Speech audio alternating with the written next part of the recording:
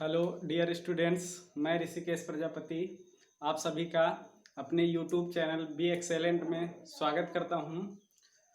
और छात्रों, मैं फिजिक्स की क्लास पिछले वीडियोस में चैप्टर 2 का पार्ट 1 करवा दिया था और आज मैंने उसी चैप्टर 2 का पार्ट 2 लिया है।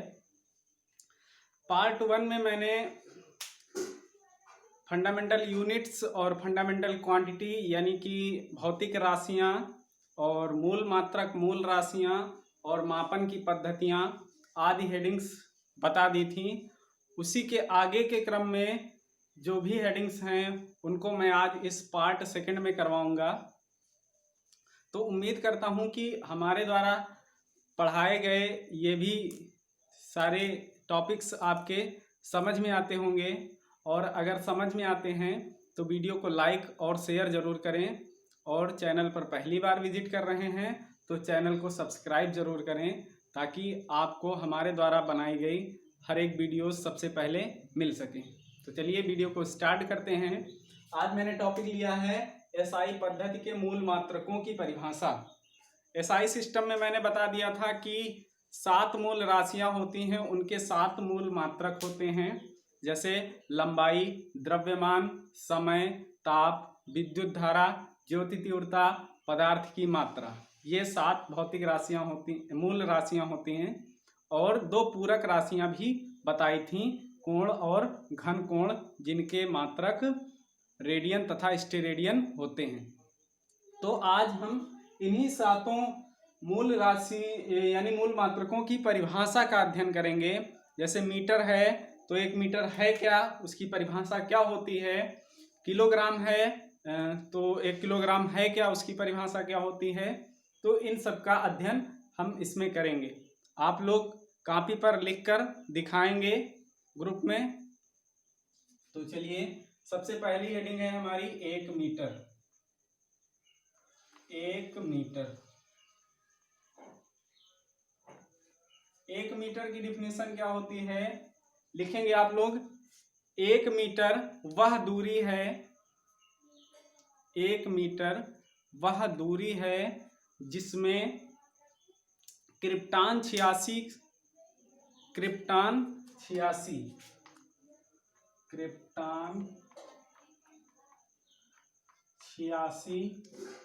द्वारा उत्सर्जित क्रिप्टॉन 86 द्वारा उत्सर्जित नारंगी रंग के प्रकाश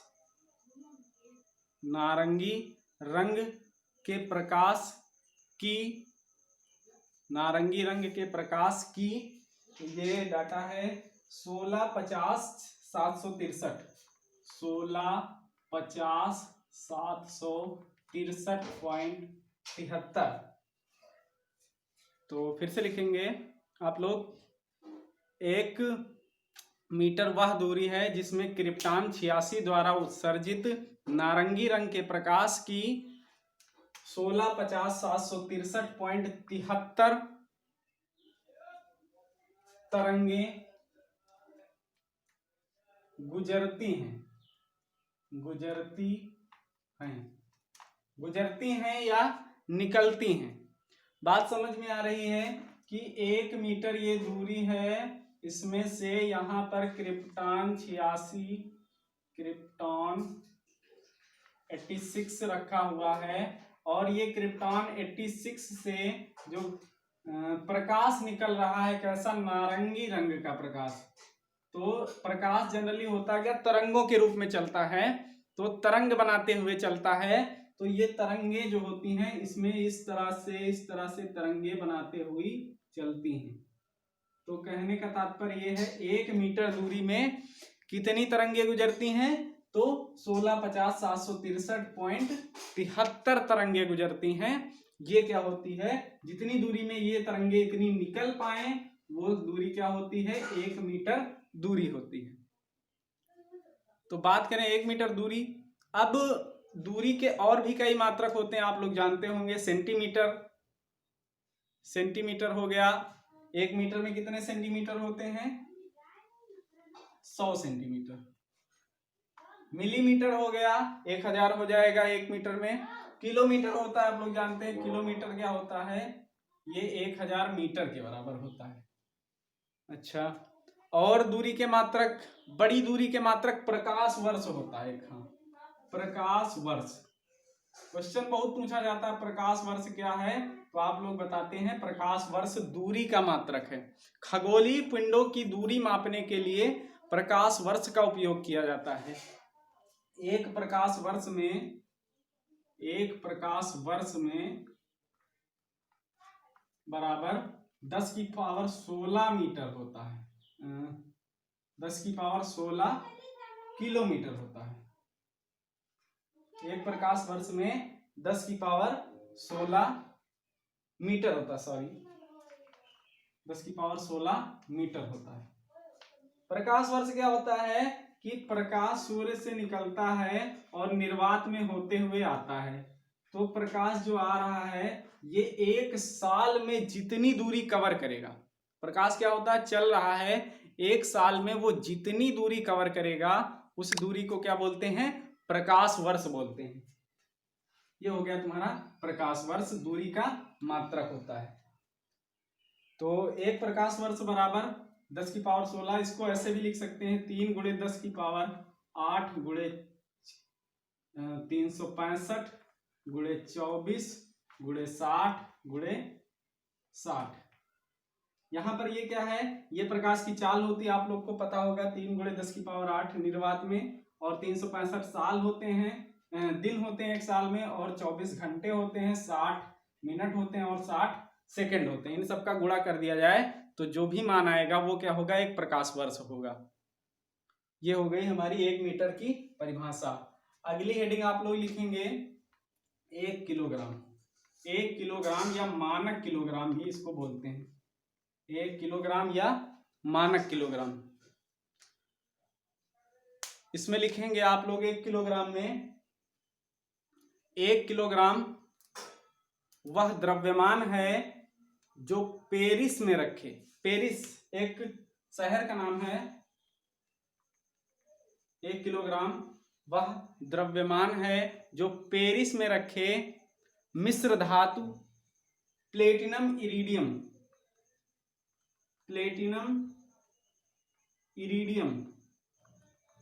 इरेडियम या इरिडियम भी बोलते हैं इसको, प्लेटिनम इरेडियम के द्रव्यमान के बराबर होता है। 1 किलोग्राम क्या है, 1 किलोग्राम वह द्रव्यमान है जो पेरिस में रखे प्लेटिनम इरेडियम मिश्र धातु के द्रव्यमान के बराबर होता है। अच्छा, ये 1 किलोग्राम की परिभाषा हो गई। सामान्यतः 1 किलोग्राम की परिभाषा ऐसे भी लिखी जा सकती है कि 4 डिग्री सेल्सियस ताप पर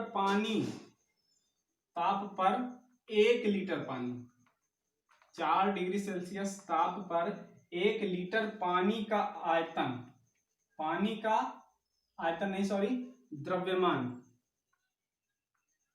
1 किलोग्राम होता है, 1 किलोग्राम होता है। 4 डिग्री सेल्सियस ताप पर पानी हो, उसका जो वजन होगा वही क्या होता है, 1 किलोग्राम होता है। ये 1 किलोग्राम की परिभाषा हो गई। अब बात करते हैं द्रव्यमान के अन्य भी मात्रक होते हैं, जैसे क्विंटल हो गया, टन हो गया, ग्राम हो गया, और एफपीएस पद्धति में आप लोगों ने पाउंड पढ़ा होगा पिछले वीडियो में। तो ये और सभी मात्रक होते हैं किलोग्राम की। तो किलोग्राम की परिभाषा आप ये वाली लिख लेंगे, पेरिस में रखे मिश्र धातु प्लेटिनम इरेडियम का द्रव्यमान ही क्या होता है, 1 किलोग्राम होता है। अगली हेडिंग की बात करें समय की। अगली हेडिंग क्या है आपकी, समय, वो सेकंड, 1 सेकंड। तो लिखेंगे, हेडिंग डालेंगे 1 सेकंड।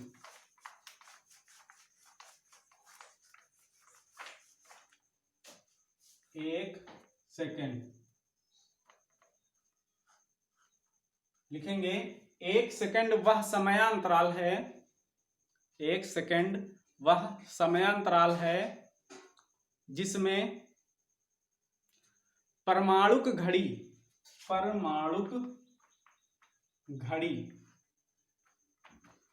सीजियम 133, सीजियम 133, 1 सेकंड वह समयांतराल है जिसमें परमाणु घड़ी में लगे सीजियम 133 का परमाणु, सीजियम 133 का परमाणु 91 92 63 17 70, एक मोबाइल नंबर है 91 92 63 17 70 बार कंपन करता है, जिसमें सीजियम 133 का परमाणु 91 92 63 17 70 मोबाइल नंबर की तरह से इसको याद रखेंगे, इतने बार कंपन करता है परमाणु घड़ी का सीजियम 133 परमाणु 1 सेकंड में। तो समय के अन्य भी मात्रक होते हैं, घंटा मिनट आप लोग जानते हैं। तो आगे 1 सेकंड हो गया।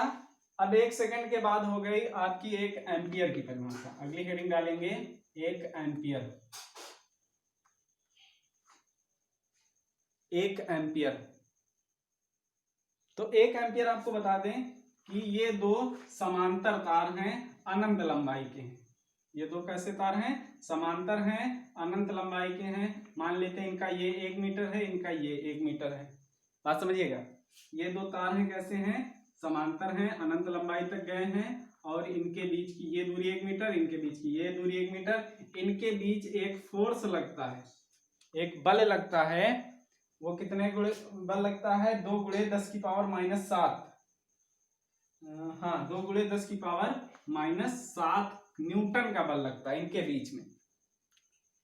तो कहने का मतलब कि इसमें कोई धारा बह रही हो, इसमें कोई धारा बह रही हो, और अगर इनके 1 मीटर के बीच में आपस में 2 गुणे 10 की पावर -7 न्यूटन का बल लगे, तो हम कह सकते हैं इन चालकों में कैसी धारा बह रही? 1 एम्पियर की धारा बह रही।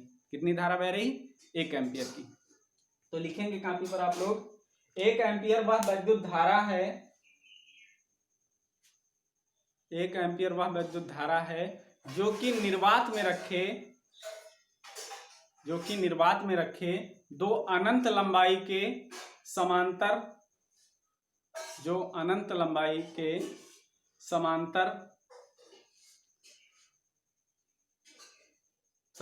चालकों के 1 मीटर की दूरी, 1 मीटर की दूरी, 1 मीटर की दूरी पर तारों के बीच 2 गुणे 10 की पावर -7, 2 गुणे 10 की पावर -7 न्यूटन का बल उत्पन्न करती है, न्यूटन का बल उत्पन्न करती है।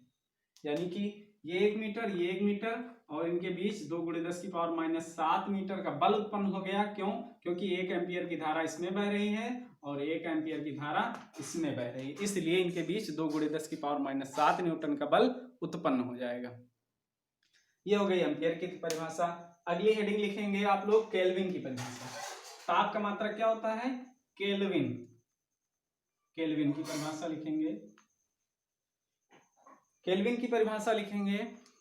लिखिए, 1 केल्विन जल के त्रिक बिंदु, 1 केल्विन जल के त्रिक बिंदु,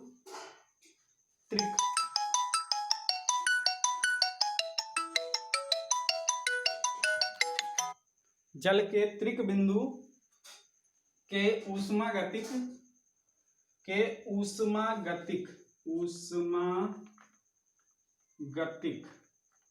त्रिक बिंदु के ऊष्मागतिक ताप का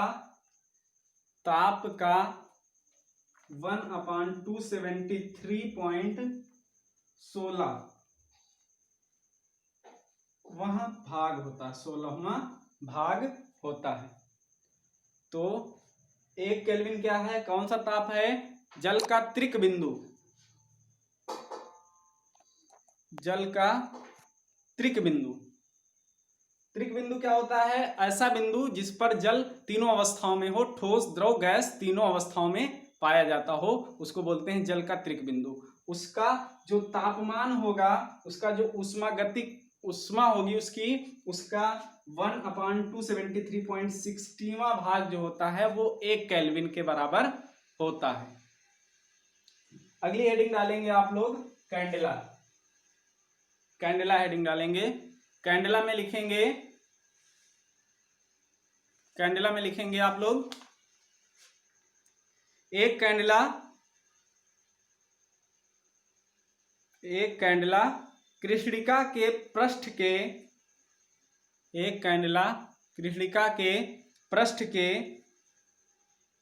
1/6 लाख, 1/6 लाख, 6 के बाद 5 जीरो लगाएंगे, 1/6 लाख मीटर स्क्वायर क्षेत्रफल की, मीटर स्क्वायर क्षेत्रफल की पृष्ठ के लंबवत दिशा में, पृष्ठ के लंबवत दिशा में ज्योति तीव्रता है,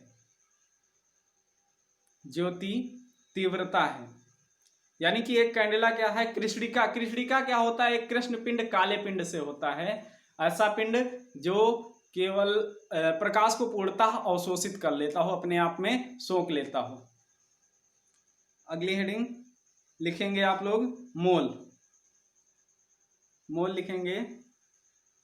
एक मोल किसी पदार्थ की वह मात्रा है, एक मोल किसी पदार्थ की वह मात्रा है जिसमें उस पदार्थ के अवयवों की संख्या, जिसमें उस पदार्थ के अवयवों की संख्या कार्बन 12, जिसमें उस पदार्थ के अवयवों की संख्या कार्बन 12 के 0.012, 0.012